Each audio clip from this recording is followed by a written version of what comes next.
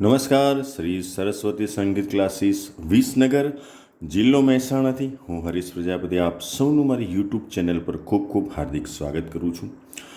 ગયા વિડીયોમાં આપણે જોયું હતું કે પરીક્ષા આપવી જોઈએ કે ન આપવી જોઈએ. તમે જો મન બનાવ્યું હોય કે મારે પરીક્ષા આપવી છે તો પરીક્ષા આપવા માટે તમારે તૈયારી કેવી રીતે કરવાની છે અને શી તૈયારી કરવાની છે એની આપણે માહિતી અત્યારે હું તમને સૌને સમજાવવા માટે આવ્યો છું. તો બને રહેજો શરૂઆતથી અંત સુધી. સૌથી પહેલું જે વર્ષ છે પ્રારંભિક, પહેલા વર્ષને આપણે પ્રારંભિક કહીએ છીએ. તો પહેલું વર્ષ ખૂબ અગત્યનું છે કારણ કે પહેલા વર્ષમાં જે વસ્તુ પૂછાય છે એ જ બધી જ વસ્તુ દરેક વર્ષમાં પૂછાતી હોય છે. હા, સમયગાળો જે છે પ્રારંભિકનો જે સમયગાળો છે આ પહેલી પરીક્ષા છે એકમાં કોર્સ 6 મહિનાનો આવે છે. તો 6 મહિનાના કોર્સમાં બેઝિક વ્યાખ્યાઓ આવી જાય, એટલે કે ધારો કે તમને પૂછે સંગીત એટલે શું, તાલ એટલે શું, સ્વર એટલે શું, આ બધું બેઝિક વ્યાખ્યાઓ છે.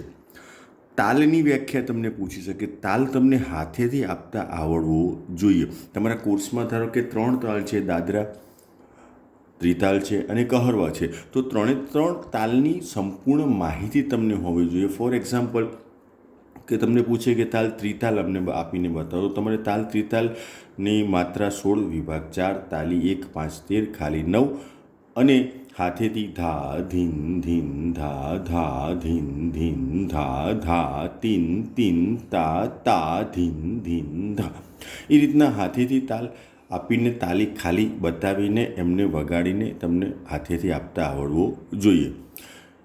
પછી કોર્સમાં 4 રાગ આવે. પહેલાં 6 મહિનાનો કોર્સ છે તો 4 રાગમાં પહેલો ભોપાલી છે, દુર્ગા છે, વૃંદાવની સારંગ છે અને કાફી છે. આ 4 રાગ તમને આવડવા જોઈએ એની સંપૂર્ણ માહિતી સાથે. તાલ વાદનવાળાએ તાલ વગાડતા આવડવો જોઈએ આખો. 4માંથી કોઈ પણ એક રાગની આપણે એમને પ્રસ્તુતિ આપવાની હોય છે. પછી તમે ગાયનમાં હો કે વાદનમાં હો, 4 રાગ તમને પૂછે નહીં. હા, 4 રાગમાંથી કોઈ પણ રાગ તમને પૂછી શકે. તમને 4 રાગ આવડવા જોઈએ. પણ એવું નથી કે તમને ગમતો રાગ હોય ભોપાલીને તમને કે વૃંદાની સારંગ તમે એમને સંભળાવો અથવા તો વગાડીને બતાવો. તમે કહી શકો સર મને ભોપાલી રાગ વધારે સારો આવડે છે, તો તમને એ વગાડવા અથવા ગાવા મળે. કારણ કે પ્રારંભિકનું જે વર્ષ છે અને પ્રવેશિકા પ્રથમ છે, પ્રવેશિકા પૂર્ણ, આ 3 જે સર્ટીવાળા વર્ષ છે એ 3માં તમને પ્રોત્સાહન આપવામાં આવે છે. તમને નપાસ કરવામાં આવતા નથી. તમારે ફેલ થવું હોય તો કહેવું પડે કે સર મારે ફેલ થવું છે, મને ફેલ કરજો. ખૂબ અગત્યની આ વાત છે કારણ કે પ્રોત્સાહિત કરવામાં આવે છે. સંગીતને તમે જાણો, સંગીતને માણો, સંગીત સાથે રચ્યા પચ્યા તમારો શોખ છે તો સંગીતમાં ઊંડા તમે ઉતરો, આગળ વધો, એ માટેનું તમને પ્રોત્સાહન આપવામાં આવે છે. એવું નથી કે ફેલ ના કર, ફેલ પણ કરી શકે, પણ તમને પ્રોત્સાહિત કરવા માટે ફેલ કરવામાં આવતા નથી. પછી બહારનું કોઈ પણ એક ગીત તમારે બતાવવાનું હોય છે. ફોર એક્ઝામ્પલ કોર્સનું જે રાગ સ્વરમલ્લિકાનું અથવા તો ચીજ ગીત હોય એ સિવાયનું રાગમાં કોઈ ગીત ના આવતું હોય, બહારનું કોઈ ફિલ્મી ગીત તમે લઈ શકો, ભજન ગાઈ શકો, પ્રાર્થના ગાઈ શકો, કોઈ પણ ગીત તમે ગાઈ શકો અથવા તો વગાડીને બતાવી શકો વાદનવાળા. તો આટલું જે છે એ ફર્સ્ટ પ્રારંભિકના 6 મહિનાના કોર્સમાં. હવે ધારો કે બીજા વર્ષની તમે પહેલી પરીક્ષા ક્લિયર કરી છે, બીજી એક્ઝામ તમે આપો છો, તો બીજી એક્ઝામમાં આગળના વર્ષનું તમામ એટલે કે આગળનું જે પણ કોર્સ છે એમાંથી કોઈ પણ તમને પૂછી શકે. તમને આવડવું જોઈએ, પણ ટેન્શન લેવાની જરૂર નથી. મેં આગળ કહ્યું એમ આ 3 વર્ષમાં તમને ફેલ કરવામાં આવતા નથી. પછી આગળના વર્ષનું તમામ, પછી આ કોર્સ પણ 6 મહિનાનો કોર્સ છે. 6 મહિનાના કોર્સમાં પણ 4 રાગ આવે. એમાં અમારા કોર્સમાં દેશ, ભીમપલાસી, ભૈરવી અને ખમાજ.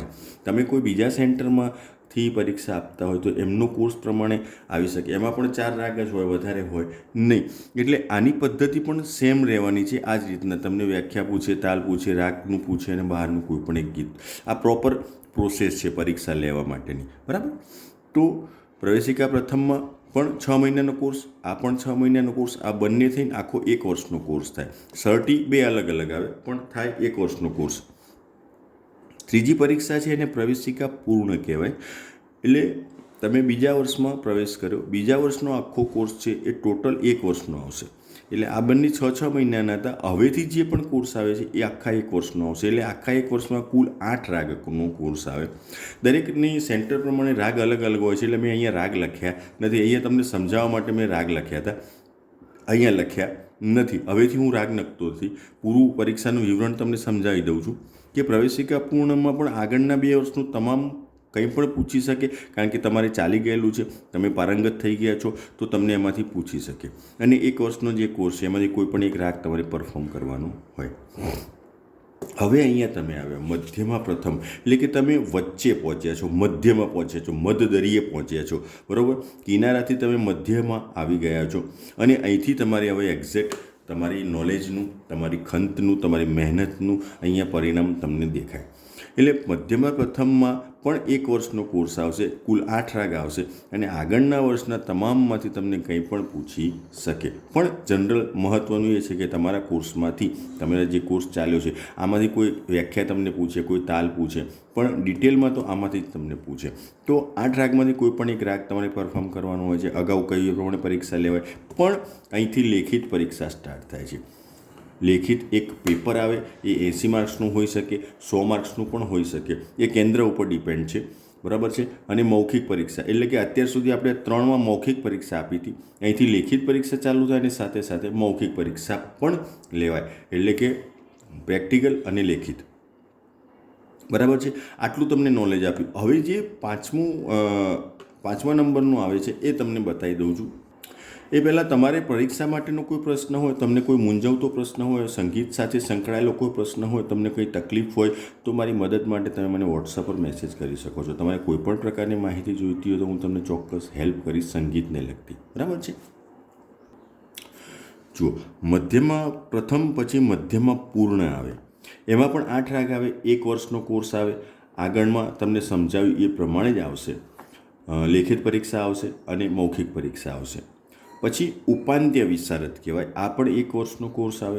આમાં લગભગ 8 અથવા અમારે 9 રાગ આવે છે. એટલે કેન્દ્ર પ્રમાણે ઓછામાં ઓછા 8 રાગ તો હોય જ, પછી 9 હોઈ શકે, એનાથી વધારે હોઈ શકે નહીં. પરીક્ષા લેવાની સિસ્ટમ એની એ જ છે. લેખિત પરીક્ષા પણ આવશે અને મૌખિક પરીક્ષા પણ આવશે. વિશારદ પૂર્ણ હવે જે છે, જેને સંગીત વિશારદ કહી શકાય, એમાં લેખિતના 2 પેપર આવે. ખાસ ધ્યાન રાખજો, લેખિતના 2 પેપર આવશે અને 1 મૌખિક પરીક્ષા આવશે. એટલે 2 લેખિત પરીક્ષા તમારે આપવાની થાય અને 1 મૌખિક પરીક્ષા આપવાની થાય. આમાં આમ તો 1 જ વર્ષનો કોર્સ આવે છે. ઉપાંત્ય વિશારદની પરીક્ષા આપ્યા પછી 1 વર્ષની ગેપ પછી તમે ધારો કે ઉપાંત્ય વિશારદની પરીક્ષા તમે 2023ની ડિસેમ્બરમાં આપી હોય, તો વિશારદ પૂર્ણની પરીક્ષા તમે 2024ની ડિસેમ્બરમાં આપી શકવા માટે સક્ષમ છો. એટલે તૈયારી માટે 2 વર્ષ જોઈએ, કારણ કે ઉપાંત્ય વિશારદ અને વિશારદ પૂર્ણ આ બંને જે છે એ મહત્ત્વના વર્ષ છે. આમાં ખૂબ ડિટેલમાં પરીક્ષા આવતી હોય છે. વિલંબિત તાલનો ઉપયોગ થતો હોય છે, વિલંબિતમાં ગાવાનું હોય છે, ખૂબ મહેનત માગી લેતું હોય છે. એટલે એના માટે 2 વર્ષ અહીંયા મેં ફાળવ્યા છે. બાકી 1 વર્ષ પછી તમે એક્ઝામ આપી શકો છો. તમે કન્ટિન્યુ એમાં સમય આપતા હોય તો વિશારદ પૂર્ણની એક્ઝામ તમે આરામથી આપી શકો છો. તો આ હતી સંગીતની પરીક્ષા વિશેની ડિટેલમાં માહિતી. આ સિવાય તમારો કોઈ પ્રશ્ન હોય તો મેં અહીંયા વોટ્સઅપ નંબર મારો લખ્યો છે 70 43 87 20 78, હરીશ પ્રજાપતિ, વિસનગર, જિલ્લો મહેસાણા. તમારે સંગીતને લગતું કોઈ પણ માહિતી જોઈતી હોય, કોઈ પણ પ્રશ્ન હોય, તમારો વોટ્સઅપ કોર્સમાં જોઈન થવું હોય, તમને મારા યુટ્યુબના વિડીયોઝની લિંક ના મળતી હોય, તમને નોટેશન સાથેની PDF ફાઇલો ખરીદવી હોય, તો મારા વોટ્સઅપ પર મને તમે મેસેજ કરી શકો છો. હું તમને એની સંપૂર્ણ માહિતી આપી દઈશ, બરાબર છે. નેક્સ્ટ લેસનમાં આપણે રાગ વૃંદાવની સારંગ જે ચાલે છે એ કન્ટિન્યુ કરીશું. 2 વિડીયોઝ વૃંદાવની સારંગ રાગના મૂકેલા છે. એના પહેલાં રાગ દુર્ગા કમ્પ્લીટ કર્યો છે, એના પહેલાં રાગ ભોપાલી કમ્પ્લીટ કર્યો છે. બંને રાગ આપણે નોટેશન સાથેના મતલબ કે ગીત, ગરબો, ભજન એમાં રાગ આધારિત એ પણ મૂકેલા છે. એ તમારે ન મળતા હોય તો પણ વોટ્સઅપ પર મેસેજ કરજો, હું તમને એની લિંક મોકલી આપીશ. નેક્સ્ટ લેસનમાં મળીએ છીએ, ત્યાં સુધી આવજો.